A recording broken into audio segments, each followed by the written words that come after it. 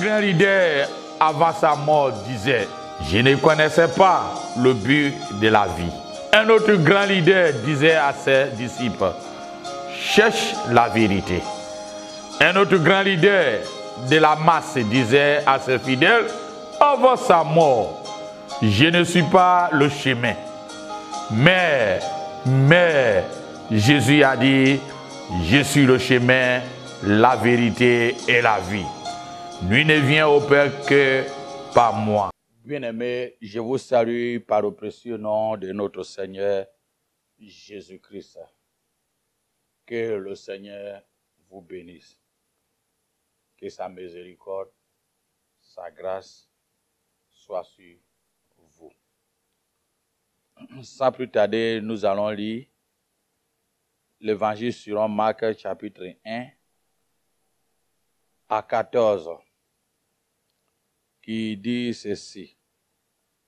Au commencement de l'évangile de Jésus-Christ, Fils de Dieu, selon ce qu'il est écrit dans Ésaïe le prophète, voici j'envoie devant toi mon messager qui préparera ton chemin. C'est la voix de celui qui crie dans le désert. Préparez le chemin du Seigneur, aplanissez ses sentiers. Jean parut baptisant dans le désert et prêchait le baptême de repentance pour la rémission des péchés. Tout le pays de Judée et de tous les habitants de Jérusalem se rendaient auprès de lui et confessaient leurs péchés. Et ils se faisaient baptiser par lui dans le fleuve du Jourdain. Jean avait un vêtement de poils de chameau et une ceinture de cuir autour de ses reins. Il se nourrissait de sauterelles et de miel sauvage. Il prêcha, disant, il vient après moi celui qui est plus puissant que moi. Et je ne suis pas digne de délier en me baissant la courroie de ses souliers. Moi, je vous ai baptisé d'eau. Lui, il vous baptisera du Saint-Esprit. En ce temps-là, Jésus vient de Nazareth en Galilée et il fut baptisé par Jean dans le Jourdain. Au moment où il sortait de l'eau, il vit les cieux s'ouvrir et l'Esprit descendre sur lui comme une colonne. Et une voix fit entendre des cieux ces paroles. Tu es mon fils bien-aimé, en toi j'ai mis toute mon affection. Verset 12. Aussitôt l'Esprit poussa Jésus dans le désert, où il passa 40 jours tenté par Satan. Il était avec des bêtes sauvages et les anges le servaient. Alléluia, que le Seigneur vous bénisse encore. L'évangile selon Marc. J'ai intitulé ce message « Ne jugez pas si tôt ou si rapidement ». Ne jugez pas si tôt ou si rapidement. Souvent, il y a des choses qui sont étonnantes et qui dépassent l'attendement humain. Je me suis dit et je continue à dire, si notre Seigneur est comme nous les chrétiens de 20 jusqu'à 21e, 22e siècle, on allait toujours tuer et ressusciter. À tout moment, on aime maudire, on aime tuer et on les relève encore. Jean, qui est appelé Jean-Marc, il est le premier à écrire avant les autres livres synoptiques, Matthieu et Luc, ainsi que Jean. Il a écrit cet évangile entre 57 à 63. Il écrit cet évangile entre 57 et 63. Ce qui est étonnant, Marc ne fait pas partie des 12 disciples, mais il a joué un rôle clair qui est très bon pour toi et moi aujourd'hui.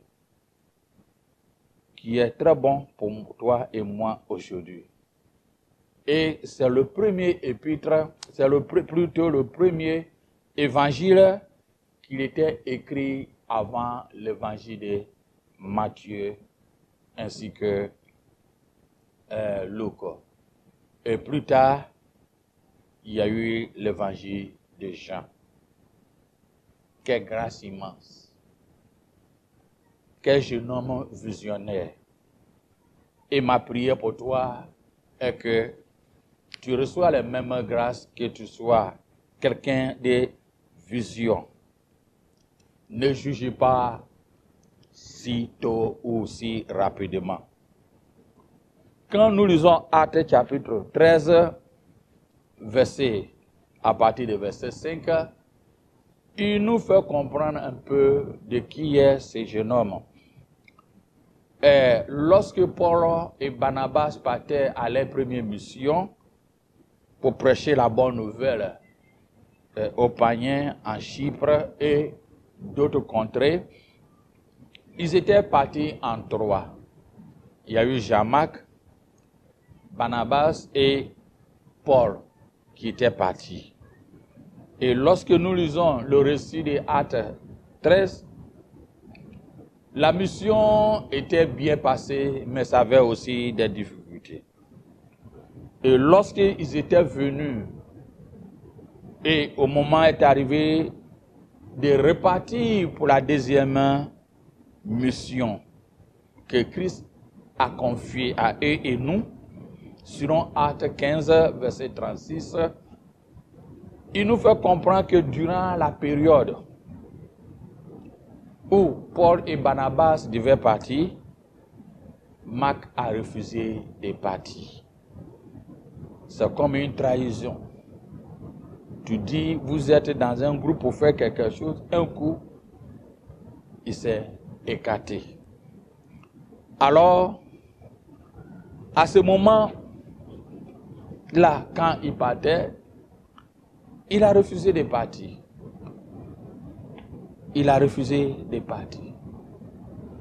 Alors, Paul a voulu que les missions de partir maintenant, il ne voulait pas partir avec Jean-Marc. Mais Barnabas a voulu que Jean-Marc soit avec eux pour aller en mission. Et il y a eu une petite discussion. Les deux se sont séparés. C'est ainsi que Paul a pris Silas et Barnabas a pris Jean-Marc qui était parti en Chypre. Mais le historien et celui que le Saint-Esprit a inspiré à écrire était focalisé sur la mission d'apôtre Paul. Donc on a eu beaucoup de moins d'informations sur ce que Barnabas et Jean-Marc avaient fait. Et quand nous lisons l'épître aux Corinthiens chapitre 4 verset 10, il nous fait comprendre que Jean-Marc était cousin de Barnabas.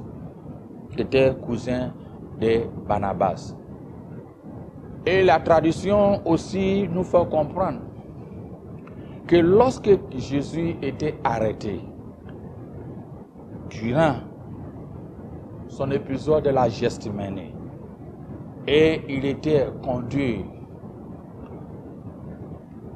pour être écouté par les Sahédiens et Ponce Pilate ainsi qu'aux autres chefs religieux, la tradition nous fait comprendre qu'il y avait un jeune homme qui était là.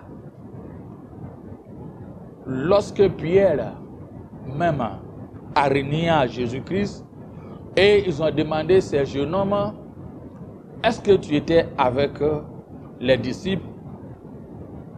La tradition extra-biblique nous fait comprendre qu'il s'est dépouillé de ses habits et il a couru aller nu.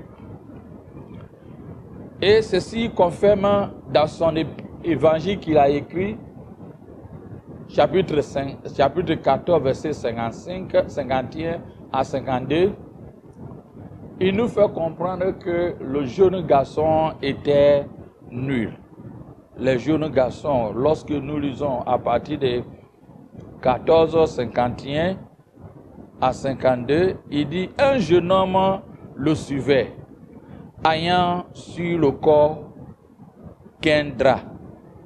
On le saisissait de lui, mais il lâcha son vêtement et il se sauva toute nuit. » C'est lui-même écrit son récit. Que la période ou le moment où Jésus était arrêté, où on l'a interrogé, il s'est taillé. Il n'est pas fait reconnu. Et ce récit n'a pas été écrit dans les autres évangiles ou bien les autres livres synoptiques. Puisque quand nous regardons l'histoire biblique et selon ce que les pères de l'Église ont comprendre, nous ont fait venir, c'est que l'évangile selon Marc est le premier évangile à être écrit. Donc il est le premier et il a cité ce qui lui était arrivé. Mais Marc était un juif et il venait d'une famille très riche. Et la tradition nous fait aussi comprendre qu'à Jérusalem, pratiquement c'est chez eux que les disciples se réunissaient beaucoup pour parler de Dieu. Pour parler de Dieu. Mais Marc, historien Eusèbe disait que Marc était quelqu'un, finalement était l'évêque à Alexandrie, où il a fait beaucoup de grandes œuvres. Ceci nous a fait connaître et comprendre le cathédrale de Saint-Marc en Alexandrie, en Égypte, qui est actuellement là, qu'on n'a pas vu son corps parce qu'il est mort là-bas. Et il a fait beaucoup de grandes œuvres. Beaucoup de grandes œuvres. Donc Marc était aussi avec Pierre. Pierre nous fait comprendre que c'était son fils. Dans Pierre, 1 Pierre chapitre 5, verset 13, il nous a fait comprendre que c'était son fils. Ce qui nous fait comprendre que quand Pierre ou les disciples partaient en mission comme ce que Jésus les a confiés à le faire, ils partaient avec Marc. Peut-être Marc tenait son sac et il lui expliquait beaucoup de choses. Parce que Marc venant d'une famille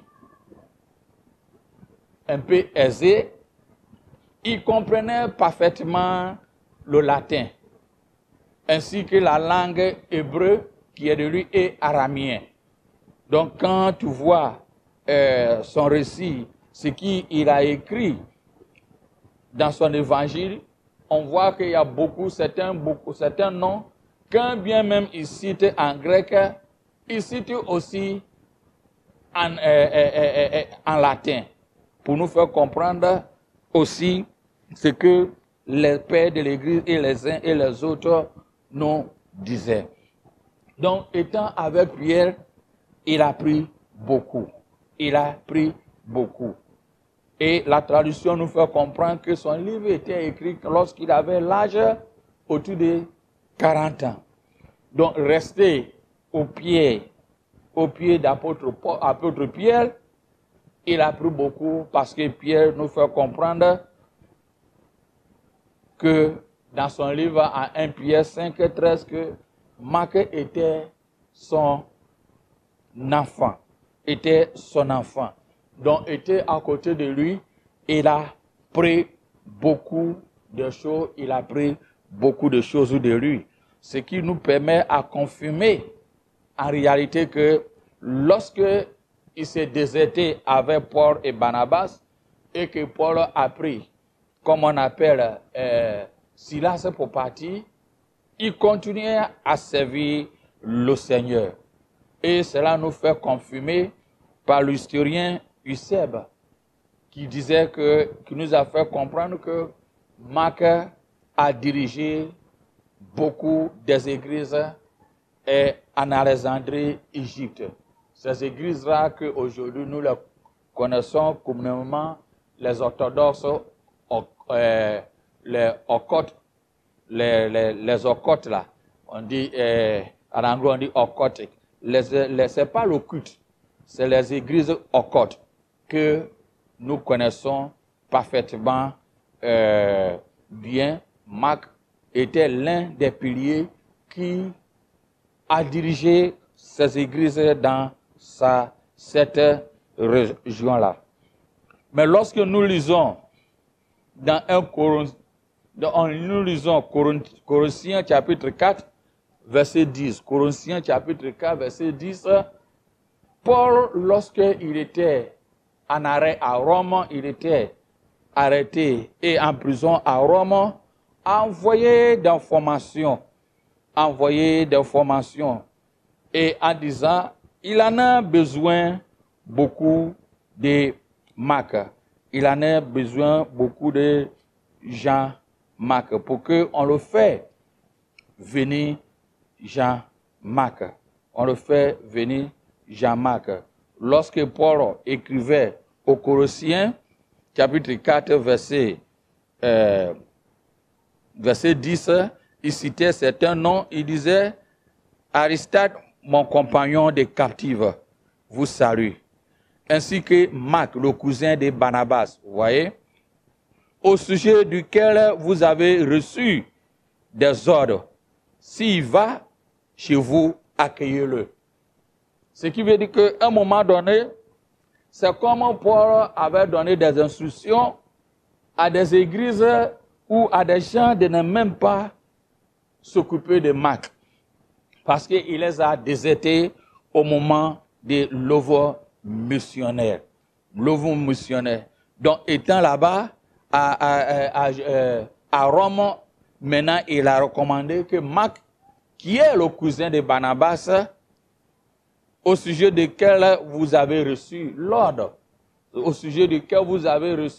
qui m'avait abandonné, il nous avait abandonné, ou il n'est pas adhéré, comme on appelle, la vision que nous avons mis en place. Maintenant, s'il vient chez vous, recevez-le, accueillez-le.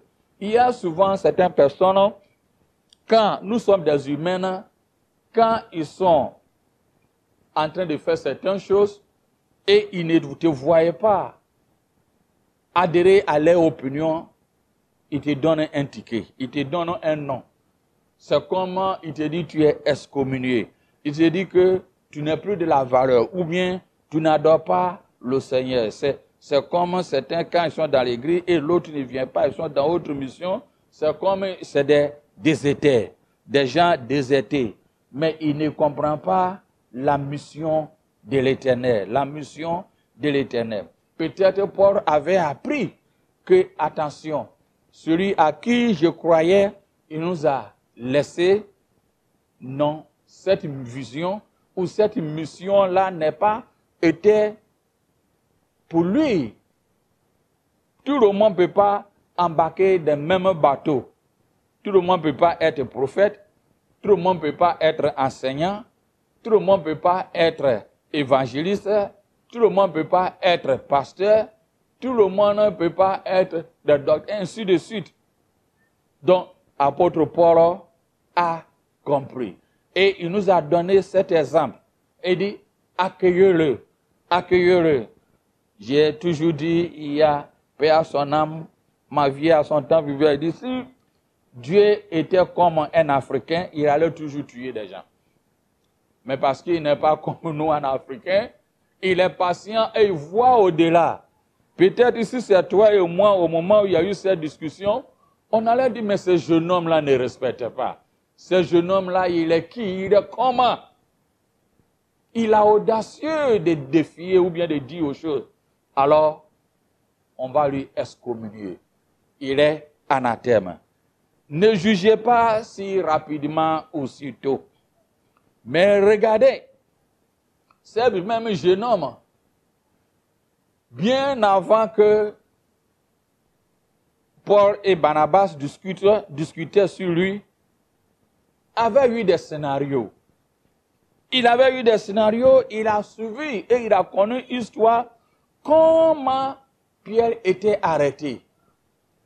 Et dans Acte 12, on dit que c'est lui-même qui était à la porte lorsqu'au moment où on priait, lorsque Pierre était venu à la porte pour qu'on le ouvre la porte. Et les uns et les autres disaient, non, laissez et venez. Il était là aussi. Il a vu beaucoup de choses. Et peut-être son cœur n'était pas à ce moment approprié, réceptif ou accepter certaines conditions, surtout que la première mission qu'ils étaient partis faire était autrement. Quelqu'un qui vient d'une famille aisée et à un coup changer un environnement n'est pas tout à fait facile. Deux fois, dans les églises où nous sommes, nous venons de différents environnements ethniques, coutumiers, nationaux, ainsi de suite. Tout le monde ne peut pas être comme toi et moi. Et même des différents groupes ethniques, on vient de différentes familles élevées d'une manière à l'autre. Donc tout le monde ne peut pas adhérer à une certaine chose, mais néanmoins, ce qui est éthique, on n'a qu'un seul auteur qui est notre Seigneur Jésus-Christ. Donc, Jean-Marc, en comparant tous ces récits et ces difficultés, voyait autrement l'évangile que Christ a présenté. Mais étant encore avec Pierre, Pierre lui a dit beaucoup de choses. C'était comme son élève. Il y a des gens même qui disaient qu'il a aidé beaucoup l'apôtre Pierre dans son premier livre, malgré qu'il y avait Sylvanus qui était comme son secrétaire, mais il a aidé beaucoup articuler, puisque à un moment donné, Pierre était devenu l'évêque à Rome, lorsque l'apôtre Paul était décédé, était mort ou martyrisé. Donc, Jean-Marc était avec. Et il a écrit ses livres. Il a eu le premier à avoir la vision, a écrit l'évangile selon Marc. Et cet évangile selon Marc, les pères de l'Église nous font comprendre qu'il y a à peu près plus de 31 versets de ces livres-là que Matthieu a copié. Et Luc aussi a copié. Le Saint-Esprit les a aidés à prendre des informations que ce que Marc a écrit. Matthieu a pris certaines informations que Marc a écrites pour élaborer encore de plus. Luc aussi a pris par le guide du Saint-Esprit certaines informations que Marc a écrites pour élaborer des choses. Donc, ce qui fait qu'il y a certaines informations dans Marc qu'on peut ne pas trouver aussi ailleurs. Et regardez quelle œuvre qu'il a fait. Il n'était pas celui qu'on peut le considérer comme les 12 côtes, les 12 connus. Mais voilà l'œuvre. son œuvre continue à exister pour toi et moi. Ces choses n'ont pas été restées verbales, mais il a posé l'acte. Bien-aimé, ce que j'aimerais que tu comprennes est ceci. Pose l'acte. Tout le monde est venu dans ce monde pour avoir un devoir accompli. Dès que ton devoir est fini, Dieu t'appelle. Tout le monde a un devoir accompli. Si tu es un chrétien, un devoir accompli à cette heure. Si tu arrives, ton devoir est fini, Dieu t'appelle. Mais apprends à connaître le devoir que Dieu t'a permis à venir faire de ce monde. Et rester dans ce cadre. Il n'a pas suivi la masse, mais il a prié à Dieu pour connaître quel est son objectif, qu'est-ce que lui-même il peut le faire. Et ce qu'il peut le faire, et voilà ce qu'il a écrit. Quand tu lis l'évangile selon Marc, c'est un livre d'action de ce que Christ a fait. Il n'a pas pris son temps parce qu'il ne parlait pas aux Juifs, donc il n'a pas donné la généalogie des histoires, de comment ceci, cela, des rituels. Dans son livre, il suivait ce qui est l'action. Donc quand tu lis le livre, il parle de aussitôt. Aussitôt baptisé, aussitôt c'était comme ça. Aussitôt il a guéri les lépreux, aussitôt il a fait comme ça. Aussitôt. Donc c'est les actions qu'il a su. Et soit Pierre aussi lui a transmis. Donc ce que j'ai à te dire, bien-aimé, est ceci. Si j'ai parlé trop d'histoire et que tu sois calme, ne sois pas influencé par quiconque que ce soit. Marc, je crois bien qu'il n'a pas été influencé tôt pour que ce que Paul et Barnabas ont discuté sur sa vie lui fait écouler ou fait pleurer, mais il a resté sur sa vision. Et sa vision était devenue quelque chose de très important pour toi et moi. Mais Paul même qui ne le comprenait pas dès le début, à un moment donné, a compris que effectivement c'était le plan de Dieu. C'est pourquoi j'ai à dire, aussi vous les chrétiens, ne rentrez pas dans les palabres des pasteurs. Ne rentrez pas dans les palabres des pasteurs. Même les palabres avec un frère ou un pasteur, ne rentrez pas dedans. Parce que le vent qui souffle, on ne sait pas d'où il vient, où il va. Nous ne sommes pas créés pour avoir le même devoir, accomplir le même devoir. Donc ce qui fait que chacun a un devoir spécifiquement à le faire. Ce qui est important est de prier pour les uns et les autres. Et si nous continuons à prier pour les uns et les autres, nous allons voir que l'Église avancera.